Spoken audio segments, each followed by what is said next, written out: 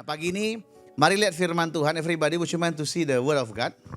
Kita bicara tentang awal tahun, Jesus walk before me. Sama-sama bilang, Jesus walk before me. Ah, ini bahasa Inggris, Pak. Bahasa Indonesianya apa? Bahasa Indonesia bilang begini. Tolong dikoordinasikan. Samuel Joshua, dicolokkan dulu kabelnya biar saya bisa kontrol. Oke, Jesus walk before in me ini dalam bahasa Indonesia adalah Tuhan Yesus berjalan di depanku. Jesus walk ahead before me. Jesus go ahead before me. Yesus berjalan di depanku. Oh, minta maaf ya. Terima kasih ya. Maknanya adalah Yesus yang memimpin kita di depan. Bilang amin. Bilang sama-sama, aku percaya Tuhan Yesus berjalan di depanku. Wah, makanya kalau gambar penggembalaan yang benar itu adalah gembala di depan, domba di belakang. Ada juga gambar yang salah. Domba di depan, gembala di belakang. Itu ngangon kambing Bapak Ibu ya. Di Jawa Barat banyak begitu, di kita enggak. Jadi dia jalan di depan. Artinya apapun yang akan kita hadapi di depan, dia terlebih dulu menghadapinya. Apa saja trouble, masalah yang mungkin kita alami dalam hidup kita, sesungguhnya itu bertemu dengan Yesus terlebih dahulu baru ketemu dengan kita. Makanya dia bilang, tenang nak, engkau pemenang bahkan lebih daripada pemenang. Karena dia sudah kalahkan semuanya. Nah, antara kita dengan Yesus itu, apa yang Yesus telah selesaikan dengan hidup kita sekarang, itu tantangan kita. Itu namanya hidup berjalan bersama dengan Tuhan. Ya, sudah? Boleh, oke. Ya, jadi lihat dikatakan, haleluya. Belum bisa ya? Oke, sudah. Oke, Yesus berjalan, diklik aja. Oke, ya. Nah, tapi pemahaman yang kedua Bapak Ibu yang saya dapatkan, saya tunggu sebentar ya media. Udah oke, coba teks ya. Gak apa-apa. Oke, masih belum. Somebody can help me mungkin. Oke ya. Yang kedua boleh diklik lagi, Semjo. Nah, waktu saya di Amerika Bapak Ibu, bagian firman ini kuat menggema bagi saya. Ya. Bahkan tanpa direncanakan ada seorang hamba Tuhan di Amerika waktu ketemu dengan kami, dia bilang begini. Harusnya para pendeta Amerika yang Indonesia connect dengan Bapak Ibu. Dengan Bapak kenapa? Karena Bapak-Bapak ini adalah orang-orang yang sedang berjalan di atas air. Saya tanya, kenapa ngomong begitu Pak? Karena Pak, semua yang Bapak miliki, kami berempat, Pak Jo, Pak Yusak dan kami itu, sesuatu yang mustahil bagi para pendeta Indonesia di Amerika. Contoh, Pak Jo dan Pak Yusak sudah diberikan kredensial, artinya kartu ekspatriat. Dianggap sebagai orang yang ahli untuk melakukan pelayanan gereja. Padahal belum ada jemaatnya. Untuk dapat kartu itu ada banyak coba apply, nggak dapat. Banyak persyaratannya. Ditambah lagi perlu waktu 4 tahun untuk ikut pendidikan. Jadi benar-benar nggak mungkin Bapak Ibu. Tetapi apa yang nggak mungkin bagi yang lain, bagi Pak Jo, Pak Yusak, kami nggak sadar. Kami pikir itu biasa aja. Jadi setelah kami tahu itu, kami pegang kartu itu, langsung saya bilang Pak Yusak, ternyata berharga kali kartu ini ya. Iya, aku pun baru sadar Pak. Lebih hebatnya lagi orang berjuang cari tempat ibadah. Karena di Amerika nggak bisa sembarang tempat ibadah. Buka ruko nggak bisa. Harus ada resmi. Memang tempat itu dipakai untuk public service. Jadi banyak gereja Indonesia numpang gereja Amerika. Nah Pak Jo, Pak Yusak dikasih gedung. Gedungnya yang satu itu 6 tingkat. Satu lagi gedung besar yang muat 800 orang lengkap dengan penginapan segala macam. Mereka bilang biasanya ada jemaatnya baru cari gedungnya. Ini gedung sudah ada, pakai gratis lagi. 24 jam. Saking gratisnya kami nggak tahu mau ngapain sana Bapak Ibu. Mereka bilang wah. Makanya Bapak itu bilang mereka ini sedang berjalan di atas air. Nah waktu itu saya mendengar, saya bilang iya biasa aja firman Tuhan. Ya. Sampai suatu ketika waktu saya baca lagi ayat itu, Tuhan bilang coba kau teliti baik-baik. Karena dari bagian itu waktu Petrus dikatakan berjalan di atas air, banyak kami mengkhotbahkan bagaimana Petrus punya iman yang hebat. Benar nggak? Ya. Ternyata setelah saya pelajari, Petrus itu nggak beriman sebenarnya Bapak Ibu. Malah Petrus itu sudah nggak tahu mau kemana. Maju kena, mundur kena. Waktu mereka lagi naik kapal dikatakan laut bergelora dan mereka pengalaman nelayan. Sudah tahu mereka malam itu pasti cenderung untuk gagal, untuk mati. Nggak ada harapan, no hope Bapak Ibu. Di tengah-tengah nggak ada harapan, kan tiba-tiba muncul Yesus jalan di atas air. Sesuatu yang sangat aneh di sana. Nggak pernah ada. Makanya mereka bilang bukan Tuhan tapi hantu. Bayangkan Tuhan datang tolong mereka sebut dengan hantu. Setan lah bahasa kita. Setan mereka bilang. Saya tanya, kira-kira menurut Bapak Ibu mereka sudah bergaul cukup lama belum? Masa nggak tahu? Hari ini pun misalnya Fendi telepon saya, suaranya agak dibuat-buat. Pak Pendeta, saya tahu Fendi karena sudah lama bergaul. Udah usah main-main, aku tahu itu. Ya, kita telepon aja nggak tengok muka aja tahu itu siapa. Ya, nah mereka bergaul tiap hari. Yesus datang, mereka lihat kesusahan. Yesus datang mau tolong, mereka sebut dengan hantu. Di sini nggak ada Bapak Ibu, nggak ada seperti itu. Nggak ada yang ketahuan lah Bapak Ibu ya. Seringkali waktu Tuhan mau tolong dengan cara yang ajaib, nggak mungkin lah, mana bisa. Itu hal haram, itu haram. Itu nggak bisa dari setan itu. Dan kita setan-setanin Bapak Ibu. Ya. Berikutnya apa dikatakan? Waktu mereka lihat itu, dia tantang. Nantangnya begini, kalau kau itu Yesus suruh aku jalan di atas air. Yang pertama begini, dia tahu di kapal pasti dia tenggelam. Terjun pun tenggelam. Dan dia tahu persis tidak mungkin jalan di atas air. Bukannya dia beriman berharap, malah dia nantang Tuhan. Kenapa saya tahu nantang Tuhan? Karena berikutnya dikatakan dia mulai tenggelam. Karena emang gak percaya dia. Makanya saya katakan, aduh kalian gak percaya kalian ini. Jadi maksudnya apa Pak? Ternyata yang pertama tuntunan kita, Yesus berjalan di depan kita. Katakan aku percaya, Yesus berjalan di depanku. Nah yang kedua, dengar Bapak Ibu, Tuhan Yesus telah menetapkan kita semua untuk berjalan di atas air. Waduh Pak, muluk-muluk banget. No. Dia putuskan, He decide for us to walk on the water. Bukan in the water. Kita jalan di atas air, bukan di dalam air. Nah saya kalau berenang, saya bisa berenang kalau segini airnya Bapak Ibu. Saya bisa berjalan di dalam air kalau begini airnya. Ya, jadi Yesus sudah tetapkan, putuskan setiap kita itu adalah orang-orang yang berjalan di atas air. Sekali lagi, dia siapa Bapak Ibu? Katakan Tuhan Yesus. Dia buat keputusan bahwa setiap kita yang mendengar pagi ini, engkau adalah pribadi yang berjalan di atas air. Wah ini berat ini. Maksudnya apa sih Pak? Saya tanya Bapak Ibu, waktu Petrus berjalan di atas air, badainya sudah tenang belum? Belum ya? Makin bergelora mungkin. Artinya apa? Bukan berarti semua masalah kita beres, enggak. Tetapi nasibmu, DNA-mu itu adalah orang yang berjalan di atas air. Di tengah-tengah badai yang bergelora, lagunya kunci C di saat badai bergelora, Tuhan tetapkan kita bukan untuk tenggelam. Dia tetapkan kita berjalan di atas air. Taruh ini di hati, di pikiranmu. Sama-sama katakan, aku percaya Tuhan Yesus menetapkan hidupku untuk jalan di atas air. Biarkan itu jadi sesuatu yang menggema dalam hidup kita. Kalau enggak kita tenggelam. Ada dua pilihannya kan. Kalau enggak walk on the water, walk in the water. It is only two option. Dan dia sudah putuskan. He has finished. Dia sudah selesaikan di atas kayu salib.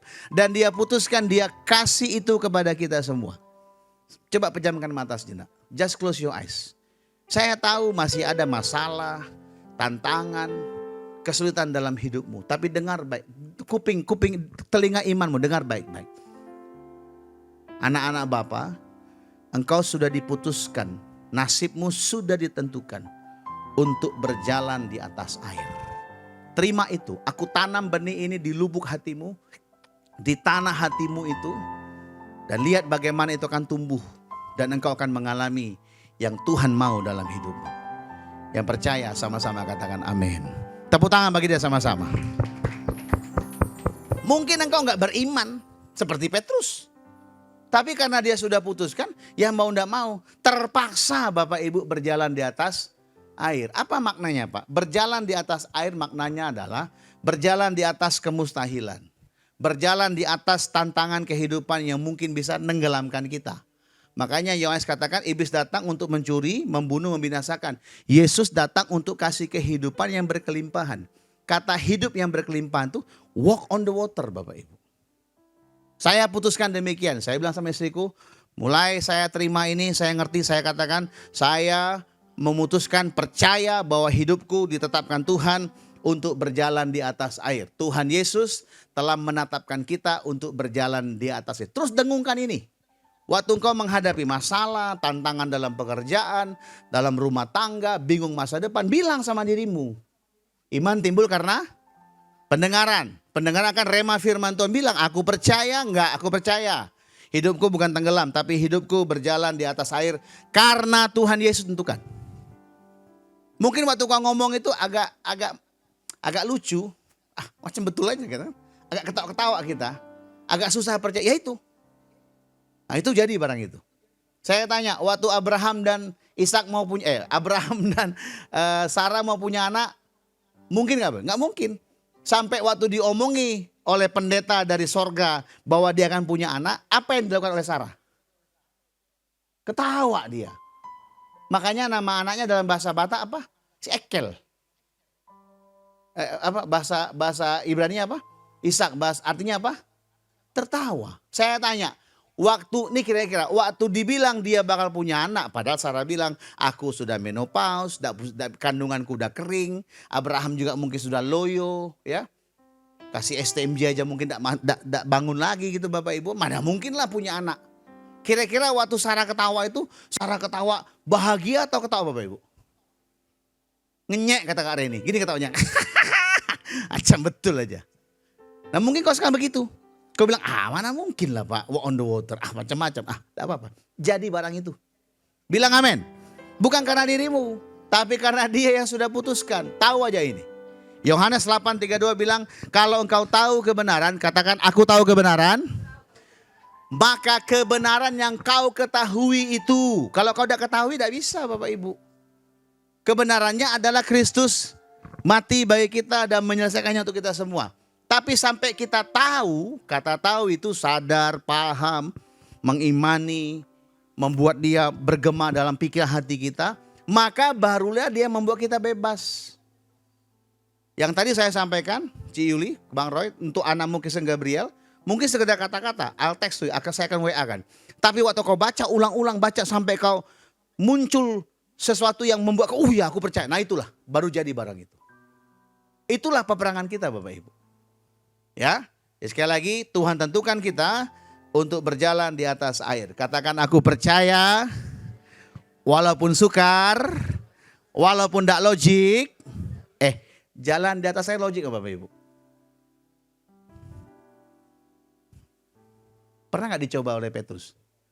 Pernah lah, nelanya dia coba-coba dan bisa Bapak Ibu. Tapi aku percaya Tuhan Yesus telah putuskan untuk aku berjalan di atas air. Hidup di atas rata-rata. Pak Bu, engkau bisa sakit. Tapi kau juga bisa sembuh dari kesaksian. Kau bisa lonely, kesepian, tidak ada kawanmu. Tapi Tuhan kasih sukacita sehingga dari hidupmu keluar flows living water bagi orang lain. Amin. Mungkin kau tengok peluang sekarang, kerjaan, peluang usaha, keuangan, agak susah Pak. Tidak apa-apa, logiknya demikian. Tapi engkau ditetapkan untuk bukan cuma logik, tapi engkau above logik, di atas logik. Yaitu walk on the water. Imani itu, pegang itu. Omongi itu terus. 2 Korintus 4:13. Karena kita percaya kita berkata-kata. Ngomongi terus. Kayak orang gila. Iya memang. Apa enggak gila Abraham sama Sarah? Udah opung-opung, ngakong-ngakong sama mama. Bayangkanlah. Kayak AI Feni tersayang. Ngomong, pada misalnya ada suaminya masih hidup belum punya anak. Bapak banyak anak. Orang kampung bilang kan. Dah sinting lama itu. Bilang kan Bapak Ibu. Kadang-kadang waktu kita percaya firman Tuhan. Dan kita mulai memperkata, orang bilang kayak orang sinting, enggak apa-apa. Kan bukan dia yang jawab. Siapa yang jawab? Tuhan. Wah Pak, nih masalah duit Pak. Enggak bisa nih Pak, susah Pak, semua tutup. Semua pintu mesti tutup. Supaya hanya pintu yang terbuka, namanya Yesus. Jangan atur-atur cara Tuhan berkati kita. Tapi atur hati kita untuk tetap percaya kepada dia. Bilang yes, bilang amin. Tepuk tangan yang meriah bagi Tuhan Yesus. Rema kita. Awal tahun Yesus jalan di depan kita. Yesus pimpin kita di depan. Berikutnya Yesus ajak kita untuk melangkah di atas air. Ayo percaya ini. Ya. Baik, sebelum saya lanjutkan, saya mau sampaikan dulu bahwa kita beruntung kita punya koneksi misi Bapak Ibu. Besok saya akan ketemu mereka. Jadi sesuai dengan nama gereja kita, Grace Living Water, mengalirkan air kehidupan. Ada teman-teman dari Singapura. Mereka membangun pelayanan misi untuk menyiapkan water treatment. Water treatment itu apa ya? Treat itu perlakuan air. Jadi dari air pump, air sumur masuk ke alat yang mereka buat, instalasi mereka buat, keluarnya bisa diminum airnya. Dan itu for free mereka adakan. Jadi mereka bilang, Pak boleh nggak Bapak pimpin di depan, kasih tahu di mana wilayahnya, ada persyaratan untuk kita mulai layani Batak. Oh boleh saya bilang. Nah besok Senin kami kunjungi 3 lokasi, lihat bagaimana cara kerjanya, semoga jadi berkat bagi banyak orang. Bilang amin. Supaya makin banyak orang Batam sehat. Kan tadi kita doa supaya Batam sehat. Kan kalau airnya bagus mantap Bapak Ibu. Nah, nanti rumah-rumah jemaat pun saya lihat potensi, saya bikin aja udah. Supaya di rumah kita itu barang datang dan kita kasih for free Bapak Ibu. Nanti adalah pengaturannya ya. Besok saya ketemu mereka, saya ketemu dia, doakan supaya lancar. Ya, yang kedua juga Tuhan kasih koneksi juga dengan misi internasional. Jadi Badan Misi bilang begini, kami mau memberkati para hamba Tuhan yang di misi kalau bahasa kita di mission field, di tempat-tempat misi lah. Maksudnya yang gereja-gereja sederhana, yang layani orang, ada persyaratannya. Mereka bilang bisa nggak Pak Olga bantu supaya koneksikan kami dengan mereka. Tujuannya apa? Aku bilang supaya kami tiap bulan kasih duit berkat untuk pendeta itu. Semangat saya, mantap. Boleh saya bilang. Saya sudah bikin paperworknya, sudah saya daftar, tinggal tunggu konfirmasi. Kalau udah jadi dianggap sebagai konektor, sebagai koordinator, nanti saya akan undang semua hamba Tuhan di pinggir-pinggir kota itu, ruli-ruli, saya koneksikan supaya tiap bulan dikirim duit untuk mereka. Bapak Ibu. Amin. Orang bilang, Pak itu kan untuk mereka, untuk Bapak mana? Gampang lah, masa Tuhan tutup mata? Pasti ada berkat untuk kita semua. Bilang yes dong. Ya, ke Amerika aja gratis Bapak Ibu. Iya kan? Yang bayar cuma makan nasi padang Bapak Ibu. Lainnya Tuhan siapkan. Saya mengimani Bapak Ibu. Karena saya bukan bisnis. No. Saya jalan di atas air. Orang bilang mana mungkin Pak? Iya makanya. Secara tampang gak mungkin. Secara kantong juga gak mungkin. Mana mungkin kita berkati orang banyak pendeta? Benar Bapak Ibu? Lebih banyak pendeta hebat. Yang banyak duitnya. Tapi belum tentu juga berkati banyak orang. Ya, justru waktu kita tidak punya, gampang kita memberkati. Kan kalau miskin kita rohani kan. Kalau sudah kaya kita sudah jadi Bapak Ibu. Di sini nggak ada, sini semua baik-baik. Haleluya, baik. Sekarang kita jumpa firman Tuhan. Nah kita akan kembali ke sini, lihat ke depan. Saya mau bagikan satu kebiasaan yang cukup unik. Coba kita buka. Bilangan 19, ini kitab bilangan sangat jarang dibaca. Saya ajak kita baca kitab bilangan dan kita akan selesaikan dalam waktu 15 menit Bapak Ibu ya. Bilangan pasal 19, ayat 1 sampai 22 itu pasal yang unik, yang khusus, yang out of nowhere ditulis oleh Musa. Judulnya begini, air pentahiran. Saya baca, nanti baru saya jelaskan. Lihat ya, ayat 2. Inilah ketetapan hukum yang diperintahkan Tuhan dengan berfirman. Katakanlah kepada orang Israel supaya mereka membawa kepadamu seekor lembu betina merah. Red Haifa. Lihat di depan. Ini kalau secara budaya orang Israel, mereka sudah ternakan ini. Mereka akan gunakan ternak ini untuk pentabisan bait suci di Israel. Wah ini tanda zaman ini Bapak ya. Kita nggak ke sana. Lanjut. Ya. Yang tidak bercacat, yang tidak ada cacatnya, yang belum pernah kena kuk. 3, dan haruslah kamu memberikan kepada Imam Eliezer, maka lembu itu harus dibawa keluar ke perkemahan di ruang halaman, lalu sembelih di depan imam. Ayat 4, kemudian Imam Eliezer harus mengambil dengan jari sedikit dari lembu itu, lalu memercikan ke arah sebelah depan kemah pertemuan sampai 7 kali. Ayat 5, sesudah itu haruslah lembu itu dibakar habis di depan mata imam. Kulit, dagingnya dan darahnya harus dibakar habis bersama-sama dengan kotorannya. Lihat ke depan. Itu menggambarkan proses kematian Yesus. Pak kan pakai domba, kok pakai lembu? Dua-dua dipakai. Yang umum domba, tapi lembu juga dipakai dengan tujuan khusus. Nah kita sekarang lihat apa maksud air penyucian. Baca sama-sama ayat 9. Yuk 1, 2, 3.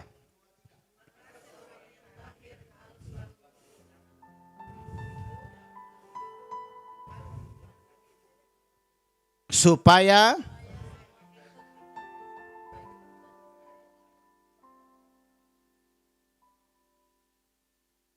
Oke, lihat ke depan semuanya. Kita tahu bahwa proses darah diambil dari lembu, dihancurkan, itu menggambarkan peristiwa Yesus. Hanya bedanya begini, bedanya Bapak Ibu. Lembu itu dan domba itu nggak disiksa. Langsung dipotong dalam keadaan mati baru dihancurkan. Yesus beda. Nggak dimatikan tapi dihancurkan dulu baru dia mati. Artinya apa? Semua dosa, kutuk, sakit, semua yang buruk yang harusnya kita alami ditimpakan kepada dia, baru dia menyerahkan nyawanya. Nah, yang menarik begini, setelah lembu itu dibakar jadi abu, bukan abu gosok ya, bukan abu nawas. Tahu abu ya? Apa bahasa Indonesia abu? Ya abu. Abu itu hasil terakhir setelah pembakaran. Abu itu nggak bisa dibakar lagi. Udah terakhir itu, abu itu. Nah, abu itu diambil, dikolek, dan ditaruh dalam air. Sehingga dihasilkanlah air penyucian. Setiap kali orang Israel berdosa, maksudnya hari-hari biasalah, dagang untung 1.000, bilang enggak untung, tipu-tipu begitulah. Maka mereka datang ke imam, imam kasih air itu, dengan air itu mereka sucikan dirinya. Kalau domba itu Israel yang bawa untuk dipersembahkan supaya dosa diampuni. Kalau lembu ini, imam rumah Tuhan yang menyiapkan, hasil daripada lembu itu dipakai untuk air penyucian. Dicampur dengan air abu untuk proses penyucian. Nah, ini secara budaya. Kalau di Katolik kan ada air suci. Ada? Ada nggak? Nggak tahu Pak, bukan orang Katolik. Yang tahu Katolik tahu lah. Kalau Buddha, orang Buddha, dia pakai ada air belanga, nanti lewat, dipercik-percikkan. Pernah lihat? Pernah lihat nggak? Itu dia Bapak Ibu. Budaya itu ada. Dan budaya itu berlaku. Sampai hari ini masih banyak ada budaya itu. Ada juga orang karismatik atau karismatik mau menggantikan polanya nggak pakai minyak, nggak pakai air, mereka pakai minyak, dikuduskan dengan minyak. Ini kan sebenarnya budaya yang berlaku secara umum di zaman itu, ada budaya ini. Dan budaya ini dipelihara sebagai simbol untuk mengajarkan kepada Israel bahwa ini loh proses pengudusan supaya engkau jangan sembarangan dengan Tuhan. Dalam berbagai budaya ada kok. Saya nggak tahu yang lainnya. Dulu kalau mereka kena barang najis, mereka ada juga yang nggak pakai abu, pakai tanah kuning. Ya, jadi kalau misalnya kena jilat anjing katanya digosok pakai tanah kuning, baru dicuci pakai air, baru bersih. Tunggu jam 6 sore, malam baru dia kudus. Ada juga kalau mau dia menghadap Tuhannya, dia cuci badan. Ya, ini kaum Zelot yang diikuti oleh Yohanes Pembaptis. Makanya kalau kita ke Israel, di daerah Qumran itu, tempat ditemukannya salinan Alkitab itu, mereka kalau dari rumah keluar mereka mandi. Jadi di rumah mereka tuh ada kolam air. Mereka mandi, baru mereka kudus. Mereka hanya tidak mau membawa kekotoran duniawi ke dalam rumah mereka. Sama juga, waktu mereka keluar rumah mereka mandi juga, baru mereka pergi ke ladang. Ya. Macam-macam Bapak Ibu. Ada yang kalau mau sembahyang, dia cuci tangan. Namanya apa? Wudu ada juga. Ya. Apalagi yang lain, ibadah yang lain. Banyak Bapak Ibu. Banyak. Kalau kita apa? Pola pembersihannya. Nih GBI Raja, tahu nggak gimana? Saya kasih tahu ya. Mandi.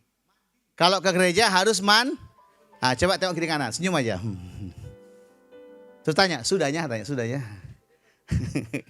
Jadi pola-pola itu berlangsung Bapak Ibu, ada. Kita tahu bahwa yang dibakar, yang dihancurkan itu ada Kristus. Ya, itu yang kita ngerti. Bilang amin.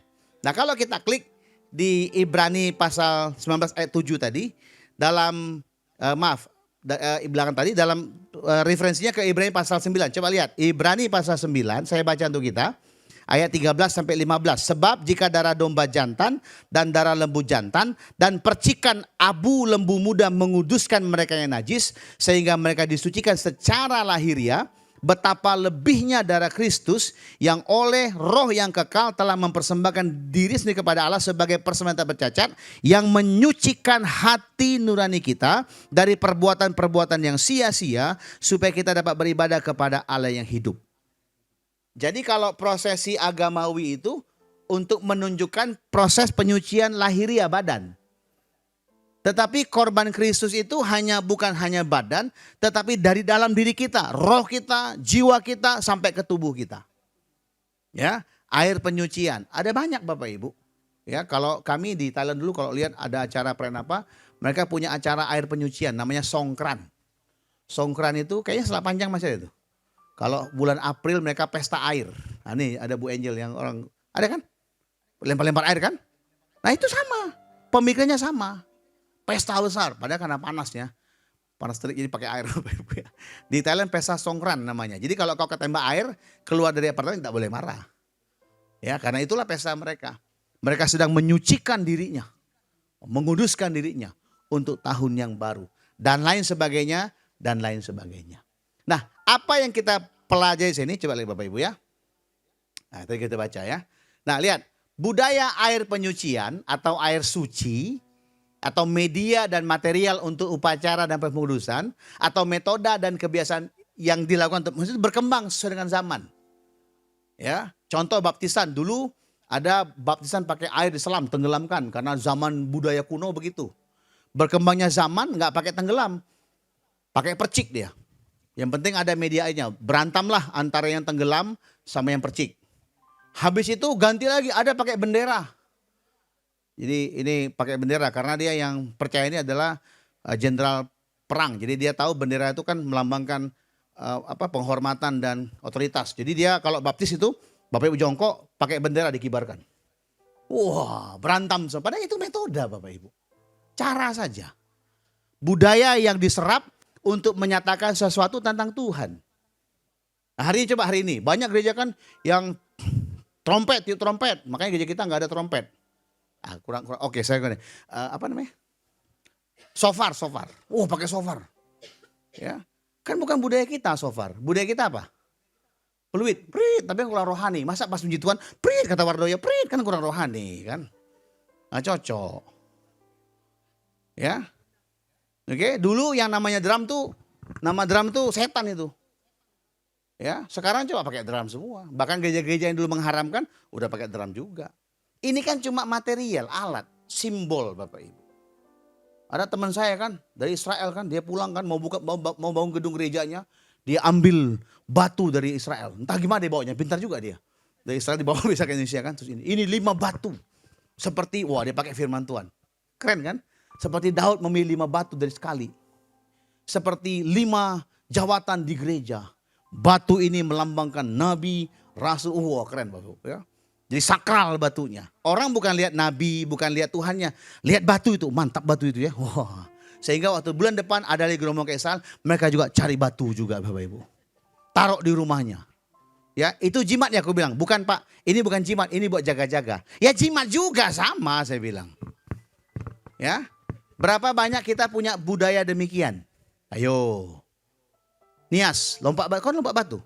Oh berarti kau belum rohani kau. Ya. Orang Nias lompat batu kan. Nah, orang Batak mesti kawin pakai adat. Karena baru sah. Sorga belum nerima kalau belum kawin adat. Wah keren kan. Karena ada berkat tulang, berkat dalian notulu. Wah macam-macam Bapak Ibu. Itu kan budaya. Dan sedihnya kita suka terjebak dalam budaya itu. Suka lakukan sesuatu tanpa pemahaman tentang dia yang ada dalam budaya itu. Amin ya. Nah, jadi saya nggak suka simbol-simbol. Saya hormati ibadah. Saya hormati budaya. Tetapi saya tidak bergantung kepada budaya untuk terima berkat Tuhan. Enggak. Ini jelas ini. Ya. Saya nggak tergantung kepada budaya, simbol-simbol agama untuk terima berkat Tuhan. Ini anak saya ini lucu juga. Dia habis baptis minta kalung salib. Samuel tuh. Dipakai terus tuh. Aku bilang mandi dipakai nggak? Pakai. Tidur dipakai. Itu apa artinya? Because I am a better person right now. Wah boleh ya kan? Itu simbol dia aja udah ya.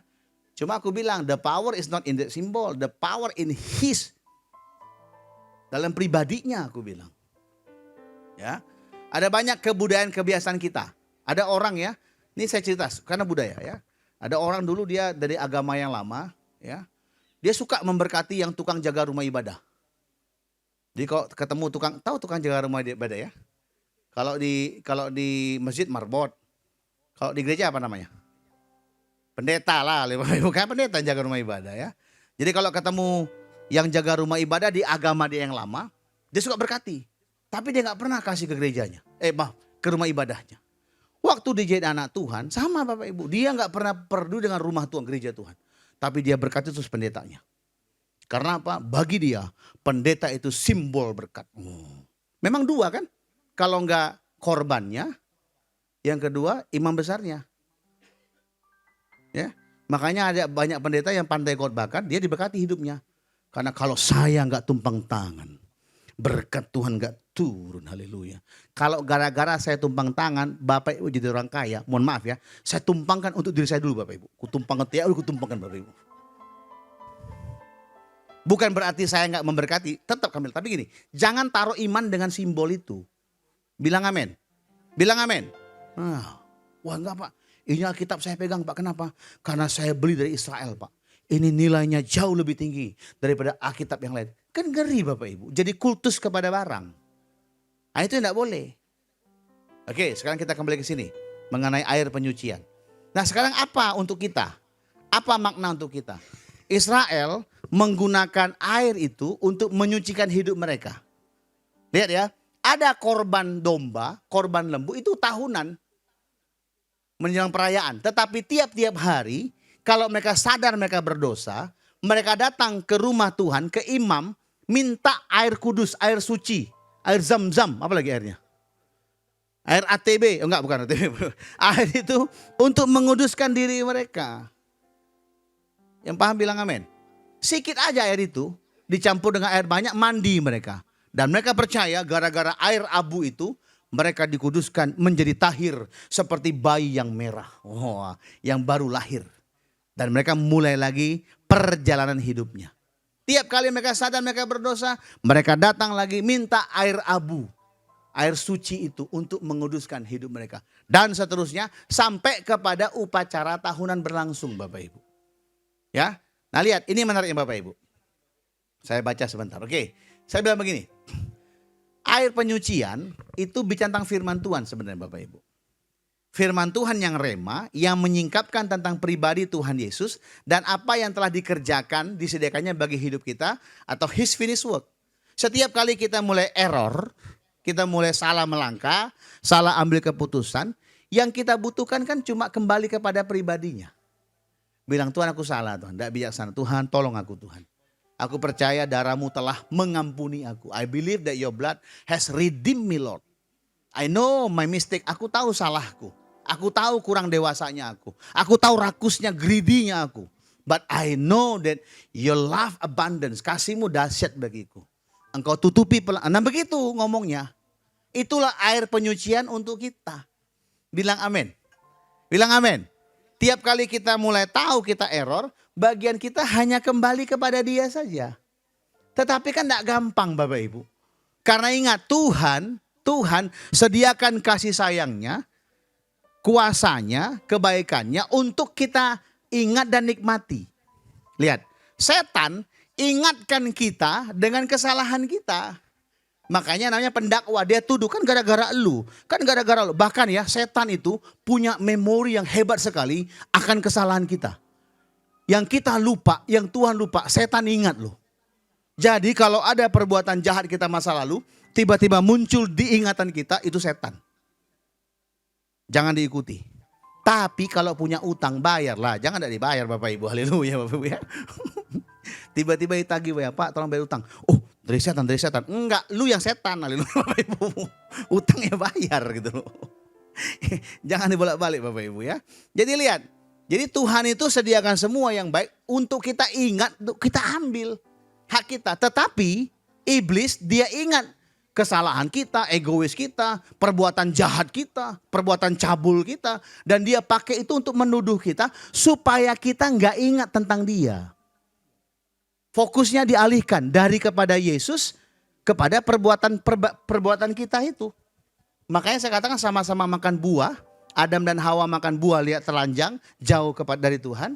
Dua yang di Emmaus makan perjamuan kudus, tengok Tuhan, datang ke Tuhan. Dua aja Bapak Ibu. Hanya dua saja.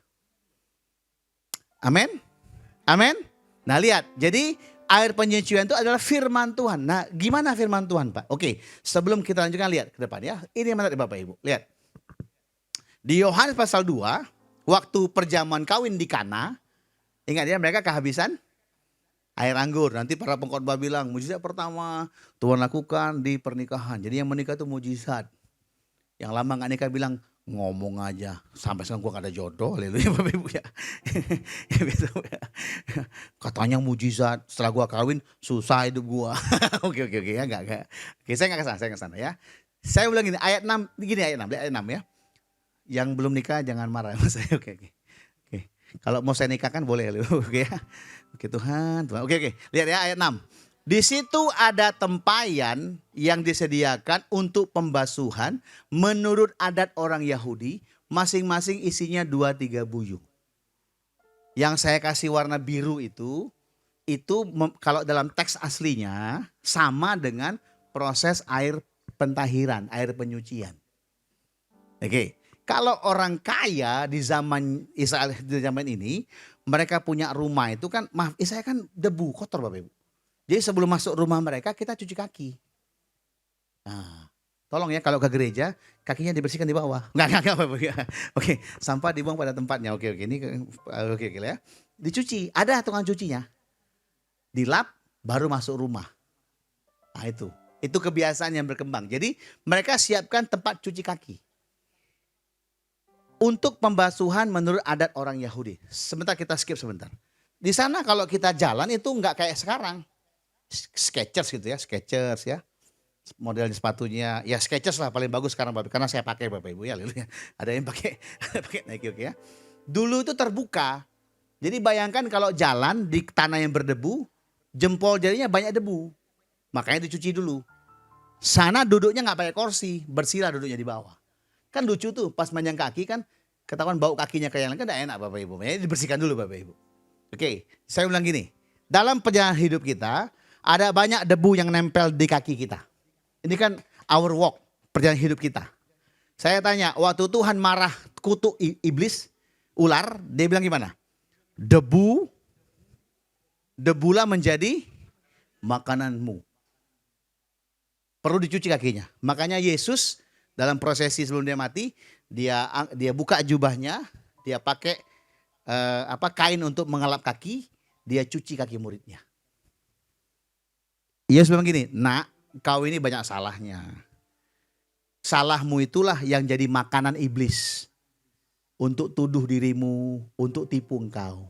Sekarang ku cuci ya, supaya iblis jangan makan, menggerogoti hidupmu. Ini makna ilustratif. Makanya Yesus cuci kaki. Yang paham bilang amin dulu. Ya, dia cuci dengan air supaya bersih. Dan dia bilang firmanku itu udah air kehidupan. Lanjut. Alkitab berkata air penyucian itu nanti diubahkan menjadi anggur. Bahkan anggur yang lebih baik daripada yang disediakan, yang paling baik yang telah disediakan. Makanya dikatakan berubah air menjadi anggur. Kan sekali lagi, kan ini sebentar ilustrasi ya. Air itu kan bicara firman. Semua kita bisa dengar saya khotbah hari ini. Tetapi sampai firman itu, sampai air itu menjadi anggur, menjadi rema bagi masing-masing kita, barulah itu mendatangkan apa yang Tuhan tetapkan bagi hidup kita. Anggur itu bicara tentang Roh Kudus. Saya percaya Roh Kudus itu akan bekerja dalam hidup kita, membuat apa yang disampaikan oleh penjaga rumah ibadah saya, pendeta marbot apa namanya, supaya Bapak Ibu dengar firman Tuhan. Tapi saya percaya, saya menyampaikan sampai Roh Kudus meremakannya bagi hidupmu, membuatnya hidup bagi dirimu, maka lihat apa yang sukar bagimu akan Tuhan lakukan dengan ajaib memberkati hidupmu. Bilang amin. Makna ilustrasi Bapak Ibu. Yesus air jadi anggur untuk kita. Waktu dia mati di kayu salib, dia dikasih apa? Anggur asam, anggur yang sudah gak pakai, gagal Bapak Ibu. Kita mungkin gagal dengan hidup kita. Yang gagal pun dikasih ke Tuhan, tidak masalah. Lihat, begitu jahatnya manusia, kasih anggur yang asam, tapi Tuhan kasih kita anggur yang manis. Hari ini saya mau bilang, lihat Bapak Ibu ya, Yesus tetapkan kita untuk berjalan di atas air. Artinya apa? Yesus mau supaya apa yang kalian dengar pagi ini, pegang itu dalam pikiranmu dan tunggu sampai Roh Kudus membuatnya menjadi hidup dalam dirimu. Dan lihat waktu itu menjadi rema, menjadi hidup. Engkau akan sungguh-sungguh melihat dengan mata kepalamu, engkau sedang jalan di atas air. Di tengah-tengah tantangan, masalah, kesulitan, problem hidupmu, tiba-tiba engkau sekarang tegaklah kepalaku. Dan ada sukacita yang melimpah dalam hidup kita. Saya berdoa supaya kita boleh paham dengan apa yang disampaikan. Lihat, Yohanes 5, sama-sama kita baca. 1, 2, 3. Kamu memang sudah bersih karena firman yang telah Dia bersihkan kita dengan firman-Nya. Tapi sampai firman air itu berubah menjadi anggur yang berguna bagi hidup kita, maka kau akan lihat kuasanya bekerja dengan dahsyat. Yang kedua, sama-sama. 1, 2, 3. Untuk menguduskannya sesudah ia menyucikannya dengan memandikannya dengan air dan firman. Sekali lagi, bicara air penyucian, water of purification, it is speak about the word of God that been rem by the Holy Spirit. Bicara tentang air penyucian adalah firman Tuhan yang diremakan oleh Roh Kudus untuk kita masing-masing. Kita mungkin dengar tentang kesembuhan. Kita mungkin mendengar tentang bilur-bilurnya menyembuhkan. Tapi sampai itu menjadi rema bagi diri kita oleh pekerjaan Roh Kudus, maka lihat kesembuhan secara ajaib terjadi bagi hidup kita. Dan lain sebagainya, dan lain sebagainya, dan lain sebagainya. Bagian kita mengizinkan firman itu didengar oleh telinga kita. Roh Kuduslah yang akan menghidupkan firman itu. Nah, kalau kita nggak pernah gaul dengan firman, dengar khotbah yang seperti ini, bagaimana mau jadi rema Bapak Ibu? Dituntut, disalahkan, dituding, nggak bisa Bapak Ibu. Makanya dari mimbar ini saya ajak para kawan-kawan, makanya saya sulit mengundang orang khotbah karena apa? Banyak orang khotbah tapi nuntut, repot Bapak Ibu. Kalau engkau nggak begini, kalau repot Bapak Ibu. Ya, ditanya, Pak, gerejamu ada perpuluhan? Ada. Apakah semua kasih perpuluhan? Nggak tahu saya, ada yang nggak ada ya. Kalau ngasih kira puji Tuhan, kalau enggak ya puji Tuhan juga. Loh Pak, nanti gimana? Gereja nggak bisa berdiri? Iya juga sih, ya biar aja saya bilang. Daripada kita berantem. Ayo. Saya bilang begini, bagi saya kalau mereka semua bawa perpuluhan, saya bangga, saya doa Tuhan berkati mereka. Saya semangat doa. Waktu mereka bawa perpuluhan, saya makin semangat berdoa supaya mereka bawa perpuluhan. Haleluya.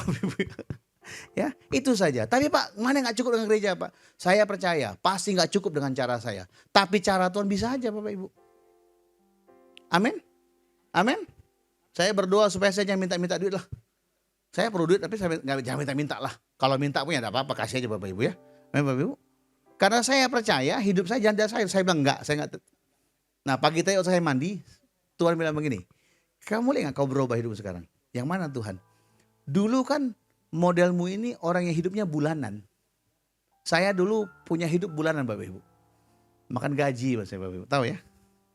Ini makan gaji juga kan? Makanya kasih perpuluhan, kan bulanan. Namanya gaji saya kasih cukup untuk 1 bulan. Terus saya pernah punya hidup, saya kembangkan. Ini cerita, hikmat. Saya mulai berubah hidup saya, budget hidup saya tahunan. Secara setahun. Jadi dulu waktu saya pernah hidup, saya hitung bulanan saya berapa. Oh listrik 1 bulan 1 juta. Oke, saya siapin 12 juta untuk beres 1 tahun. Jadi saya siapin di bank saya 12 juta untuk beresin 1 tahun. Oh saya punya bensin 1 bulan 1 juta. Berarti 12 juta 1 bulan. Saya siapin. Jadi saya begitu saya Bapak Ibu. Bertahun-tahun saya begitu. Makanya saya bukan tipikal orang yang suka saya kepala tiap bulan. Tidak ada Bapak Ibu. Saya kepalanya tiap. Kan agak lama Bapak Ibu. Bapak Ibu 12 kali saya sekali. Jadi saya biasa demikian. Sekolah anak. Saya hitung sekolah anak saya. Saya siapin sampai dia tamat SMA sekolahnya. Saya dulu pikir itu paling hebat Bapak Ibu. Keren kan? Jadi saya pendeta bukannya suka, saya kayaknya nggak minta duit, saya pernah minta duit kafe nih. Oke ini saya minta kain, saya minta semua. Masih gini, saya bukan tipe kan ngomong duit, enggak. Kita perlu uang, tapi jangan sampai gara-gara uang kita berantem, janganlah. Ya, jadi waktu saya berpikir saya bikin budget tahunan, saya happy.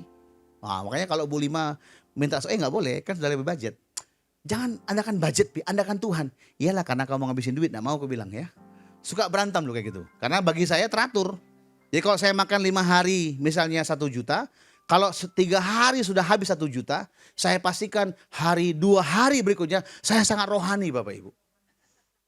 Karena saya mulai puasa. Dan berdoa Tuhan utuslah mereka yang ngajak saya makan Tuhan. Haleluya. Kan rohani doanya. Dulu.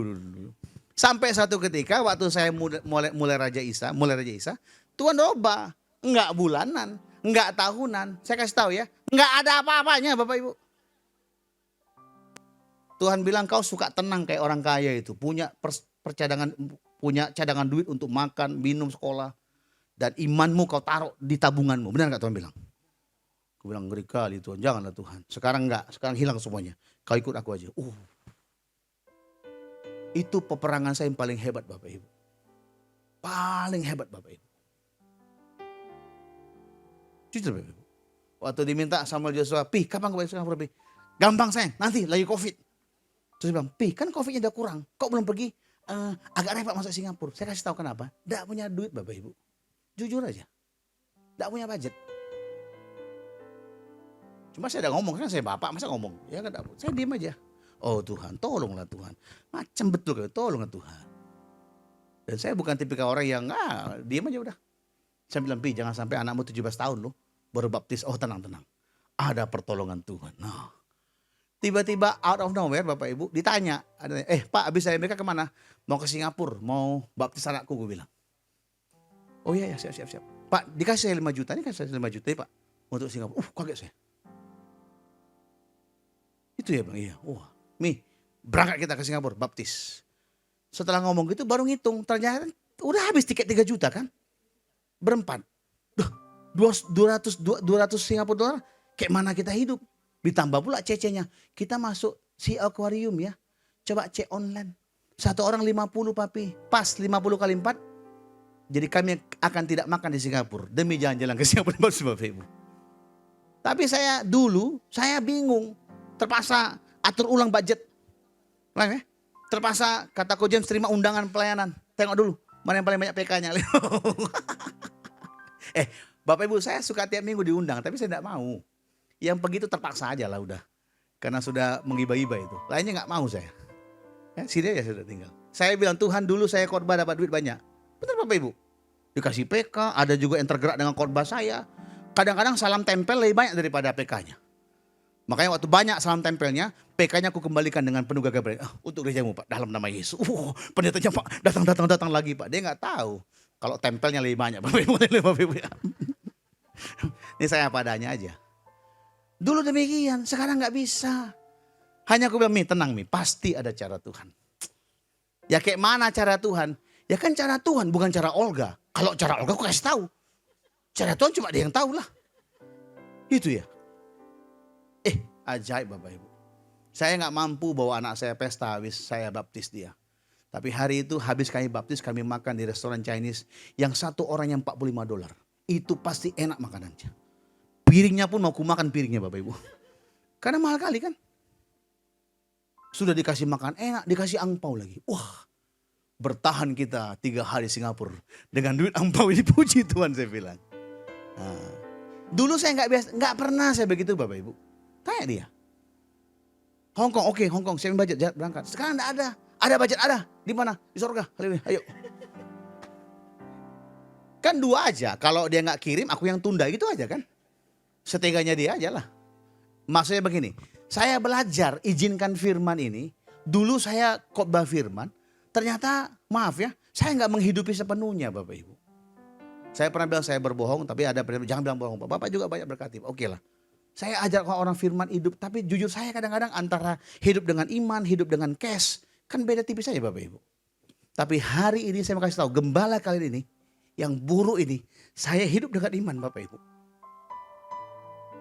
Orang bilang Bapak sewanya bayar. Saya tiap kali sewa. Gak punya. Saya mau bilang. Pak bantu dong. Sungkan saya Bapak Ibu. Dulu tinggal telepon. Bos. Oke. Sekarang mau. Gak jadilah. Saya latih deh saya Bapak Ibu. Dan tiap tahun saya gak minta-minta Bapak. Yang nabur ya nabur. Yang enggak juga gak apa-apa. Bukan berarti, wah ini Pak Elvianus nabur 50 juta, saya sayang dia, saya peluk-peluk dia. Tengok Pak Halawa nggak nabur, kasihan aku. Enggak gitu, enggak. Tetap saya sayang Bapak Ibu. Tapi saya bilang saya belajar untuk menghidupi apa yang saya ajarkan hari ini. Nggak gampang Bapak Ibu.